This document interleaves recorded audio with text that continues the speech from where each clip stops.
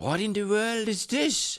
Archelos Lagoon Mystic. Hi guys and welcome to a card review for this Sultai Turtle Shaman Commander.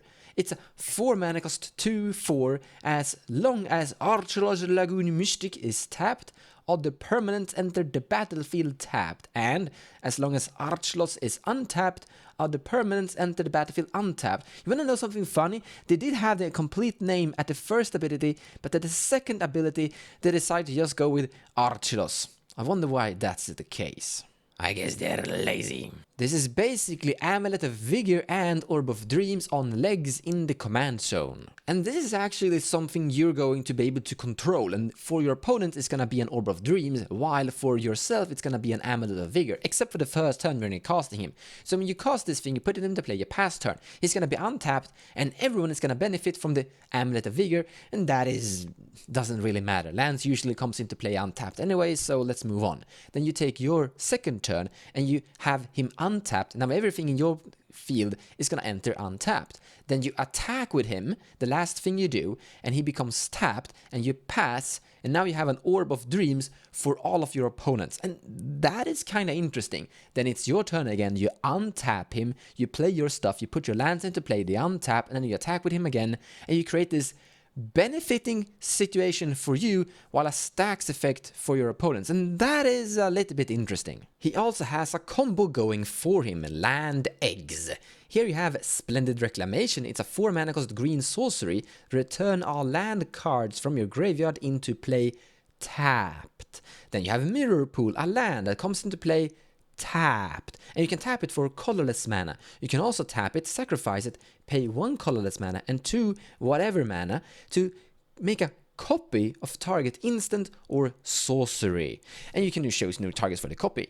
Now what you're gonna do is that you're gonna cast Splendid Reclamation for 4 mana. You're gonna keep and hold priority, this part is important, and you're gonna activate the Mirror Pool, sacrificing it.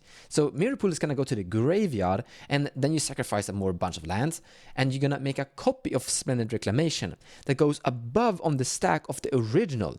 You let the copy resolve, and you return all land cards from your entire graveyard directly into play, and they enter untapped because of your commander. Now Splendid Reclamation is still on the stack, and you keep priority and respond to it by activating Mirror Pool again, sacrificing it and a bunch of lands by tapping some mana, and they go all to the graveyard, and you have a new copy of Splendid Reclamation. You're going to go infinite, casting Splendid Reclamation copies infinite, but the original Splendid Reclamation is actually never going to resolve. You have to remember that part. Now there are a few lands that actually sacrifice themselves, for example Crystal Vein, that is actually a pretty decent land. You can tap it, sack it for 2 colorless mana, that's gonna be quite good, because you have to have colorless mana to actually activate Mirror Pool. Then you have this really bad Timberland Ruins that you can sack for any mana of any color, however it comes into play tapped, but your commander is going to fix that part, so you can include it, I guess.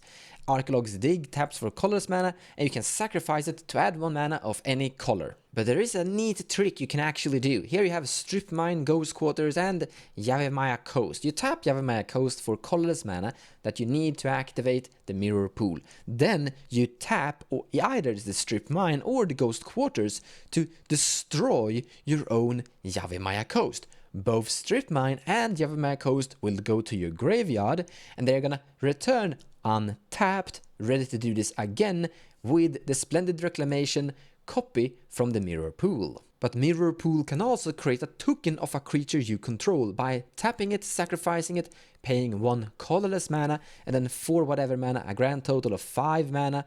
You create a token of World Shaper, and then you tap Phyrexian Tower to sacrifice your token of World Shaper, and when World Shaper dies, put all land cards from your graveyard into the battlefield tapped, but because of your commander, they enter untapped. Just remember to use Strip Mine and destroy your Phyrexian Tower in response to the World Shaper trigger, so Strip Mine and Phyrexian Tower returns into play untapped. And if you're able to sacrifice enough lands with this little trick, then you can loop this infinitely to generate infinite mana. However, your commander doesn't really do anything with infinite mana, so we have to figure something out here.